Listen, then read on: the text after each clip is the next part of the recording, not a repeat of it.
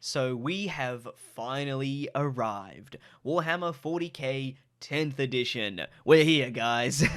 And as I have been progressively getting pulled further into the Warhammer hobby, I was able to pick up the Leviathan core book from my local store. This is a thick boy. And I also got the latest Leviathan novel as well. So I definitely have some reading to do, but the core book gives you the latest rules and changes for the tabletop, which is going to be really important for me as I start to play 10th edition. However, it also gives us a great bit of lore about the current events in the Warhammer universe.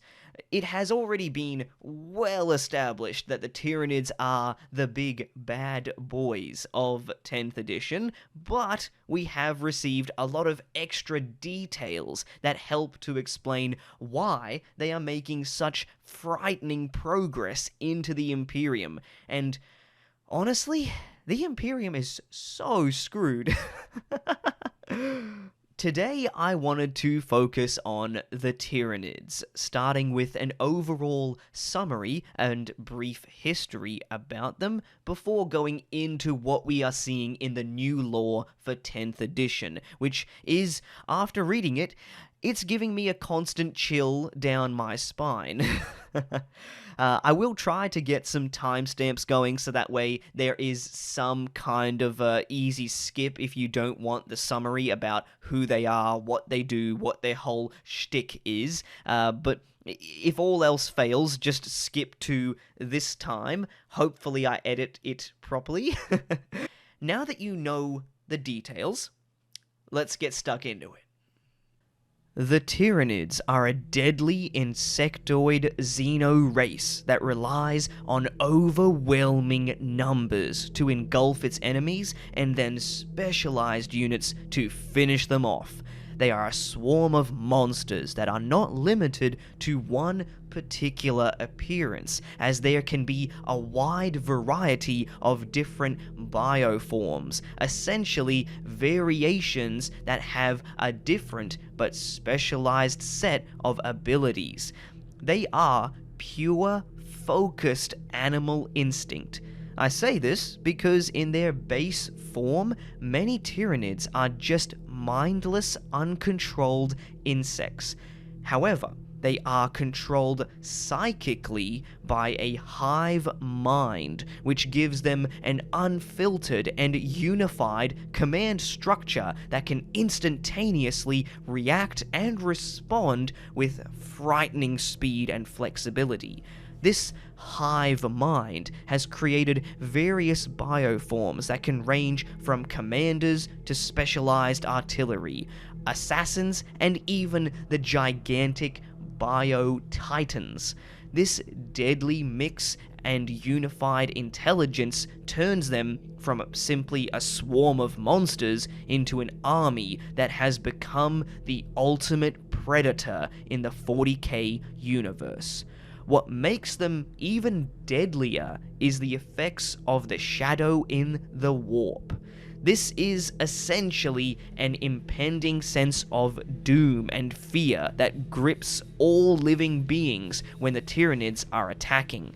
When a tyranid hive fleet is assaulting a planetary system, the shadow in the warp interrupts psychic messages and warp travel. Any use of psychic powers essentially connects you with the psychic background of billions of tyranids. Psykers have been seen clawing out their eyes and being driven to insanity from the shadow in the warp. Only the strongest of will are able to still use their powers. Without the astropaths and navigators that the Imperium relies upon, most human planets have their beleaguered defenders cut off and quickly become easy victims for the swarm of monsters ready to devour, ready to consume. To them, all living things are food. I don't mean this in a dramatic sense either. The tyranids use and recycle biomass from their own dead, the planet, the enemy wherever they can find biological material. They will take it and they will use it. They have also developed a way to transfer genetic material, allowing them to gain useful traits from other life forms that they have defeated, allowing them to constantly improve, evolve, and refine the already deadly arsenal that they possess. After conquering a planet, they set up enormous digestive pools and capillary towers that stretch into the sky, making contact with the space-borne fleet that is then able to accept the new raw materials and travel across the universe in their great Hive fleets. The Hive fleets themselves consist of millions of bioships that spread out systematically in what the Imperium has called tendrils in order to efficiently kill, absorb, and continue, leaving nothing in their wake. This is what frightens me the most about the Tyranids. They don't have a goal of galactic dominance. They don't farm or harvest biomass from a regular set of worlds that they keep as a territory. They don't do any of that. They are like a virus that just consumes until there is nothing left, and then they just move on to the next target. From what I have been able to learn of the Tyranids, they are the most deadly threat to humanity in Warhammer 40k. There are a lot of reasons for this, and the new lore makes this abundantly clear. But before we dive into that, I think it's important to explain two more bone-chilling facts that have a huge impact on the large-scale destructive ability of the Tyranids. First of all, each Hive fleet that has attacked the Imperium of Man has entered the galaxy from a different direction. The universe of Warhammer 40k is limited in its boundaries because beyond our galaxy is simply the void of space around the Milky Way. In this void, there is nothing there. You have no reference point in the warp because the light of the Astronomicon is not able to extend any further. So, without a reference point, it is basically impossible to achieve faster than light travel with the technology that humanity has available. So, there is an unknown number of Tyranids in the void of space that may be yet to make their move. For all we know, the Tyranid Hive fleets that we have seen may just be the beginning of what is to come. They may have the entire galaxy surrounded. It makes you shudder at the thought that we may just be food, trapped in their jaws as they slowly close together all around us. The second reason why the Tyranids are such a large threat is because they have been able to enter the Imperium's solar systems from above and below. You see, the Imperium maps star systems in a 2D plane. Imagine the galaxy as a map on a table. You can go north, south, east, and west on a map. Unfortunately, though, the Tyranids are able to strike at that map from above and below the table that it's sitting on. They are able to travel into the galaxy as if it was three-dimensional. So, in a technical sense, they could attack anywhere. This brings us to Hive Fleet Leviathan. It was one of the original main Hive fleets to enter the galaxy. It appeared in the middle of the Imperium, approaching from below the galactic plane, and was feared to be the closest to Holy Terra. At the time, it was able to be diverted into the Orc Empire of the Octarius sector. It was originally supposed to be a pretty good plan in order to buy time and potentially defeat a weakened or distracted enemy. It was only realized in hindsight that whoever won the battle would likely come out of it far stronger than ever before. This past mistake is now coming back to bite us, literally. The constant war with the Orc Empire has allowed Hive Fleet Leviathan to obtain so much biomass, so many considerable resources, that it is now able to create new splinter fleets and tendrils. This was seen during the devastation of Baal, and now these tendrils are on their way towards Terra itself. They are approaching in numbers so vast that it makes the Imperium, who can field billions of soldiers, realize that they are gravely outnumbered.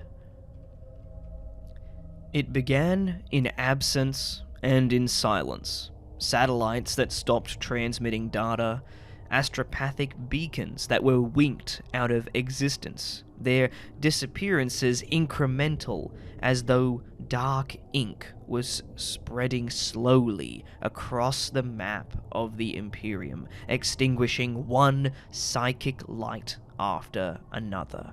This even went unnoticed by sector commanders. There were countless reasons why this could happen, and in the dark times of the 41st millennium, warp storms and any other manner of malfunctions were disappointingly normal.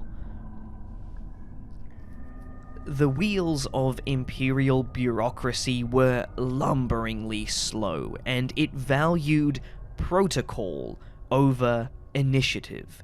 So in the absence of distress calls and no reports of pirates, rebellions, or Xenos, no reported threat resulted in no response. The growing silence continued on, with the Asmodox sector facing an Orc war, and the Morpheum sector being half swallowed by Warp Storm Gogmagor. The unresponsive dark region of space slowly grew and went unnoticed for far longer than it should have. You may wonder why the Imperium doesn't attach more significance to these events, given that they are aware of the effects of things like the shadow in the warp. Unfortunately, mankind is already stretched so thin that you can't send a spare battle fleet to just investigate something as simple as lost contact with an area of space. Despite the size of the Imperium, it doesn't have the ability to search and conquer. It has its hands full just trying to defend, especially with the opening of the Great Rift. Sending a rogue trader or a small group of ships is usually attempted, but contact is then lost. With these, and the slow bureaucracy of the Imperium loses vital time as the threat grows ever more. Warp jumping into a sector that has tyranids is running headfirst into the jaws of the Great Devourer itself. We see this in the opening for the current story, when the Egren's system has failed to pay its imperial tithe for the year. In response, the Adeptus Arbites, the law keepers of the Imperium, are sent in 4 heavily armed Punisher-class cruisers under the command of Judge Herman Krantz to reel in the system, who they assume have rebelled against the Imperium. As soon as they made the warp jump, their navigator started howling in pain on the Vox channels. The crew immediately were left clutching their heads, feeling like their eardrums were on the verge of tearing, and their heads pounding.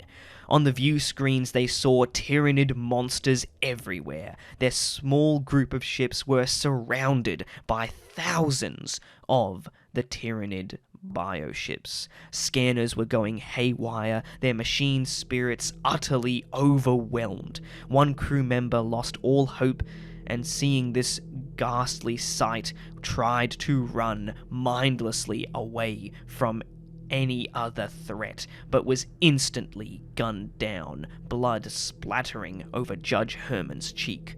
Taking control of the situation, he knew there was no hope. The best that he could ever hope to do was send some kind of warning and take as many of the horrifying beasts down with him. In a stunning and desperate effort, he was able to hold out long enough for the astropaths of his ship to send a message through the warp. Though the astropath had ruptured every blood vessel in their body to get some kind of word through the shadow in the warp. When the revelation of the Tyranid assault finally came, it hit hard. The high astropaths received a flood of delayed distress calls that overloaded his own mind, filled with terror and pain. The visions of what he saw manifested on his very body as a mass of tendrils and screaming faces burst from him and butchered half of the Morpheum Sector Command before what was left of his body could finally be put down. Astra Militarum officers in the Byroth sector reported the orcs that they were fighting had stopped their relentless assaults, almost as if they had given up, or exhausted all of their soldiers. This relief soon turned to horror, as instead of orcs assaulting these worlds, they were instead overrun by the Tyranids that had devoured the orcs.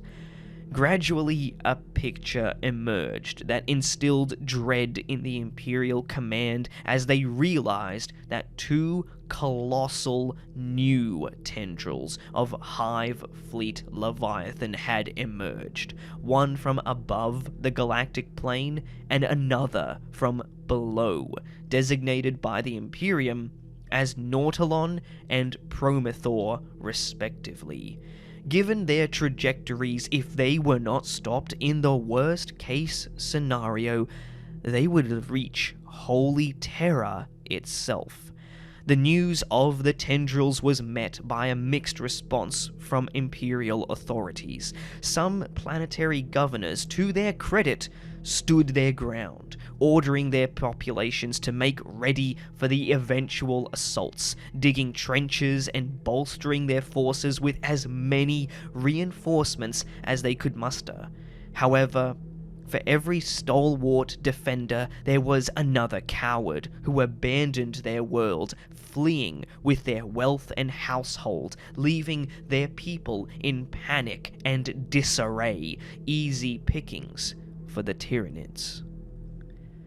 Small pockets of Imperial forces did try valiantly to fight back and resist, aiming to counterattack the Tyranids, but only realizing the folly of their ways far too late. The numerical disadvantage was too much. This was no small splinter fleet, but tendrils with a baffling amount of resources. Other defenders created battle lines, attempting to hold the Tyranids back, desperately fighting to give enough time for evacuations and the transport of precious relics and technologies. There may have been countless tales of bravery and heroism throughout the planets that were assaulted, but only a handful would ever be remembered in the slowly spreading shadow of the Tyranid attack. Even the powerful Space Marines were hunted down like nothing more than prey. To quote, "They attacked from above, soaring on leathery wings, so we went below. There, it was worse. They were there, sneaking, leaping, claws and talons. They coiled up in the smallest crevices, the tightest nooks. You could sweep a room for hours and be attacked as you turned your back to leave." So there you have it. These are some of the many reasons why the Tyranids are such an apocalyptic threat to humanity in Warhammer 40k, and this is just the opening, really, to the lore that is contained in 10th edition. So if you do want to see more information and more lore about this, then I would love to share it with you all, because I find it extremely interesting and I do want to share it, but I didn't want to make this video exceedingly long just yet. I wanted to have it at a somewhat reasonable, digestible length without taking up too much time from everyone's lives. So I hope that you did enjoy this video, and if you do want to see more, then you know what to do. Don't be afraid to like, comment, and subscribe. But I think that's a good point to call it for today. So I will see you all on the next one. I've been Kiv, and I'm out.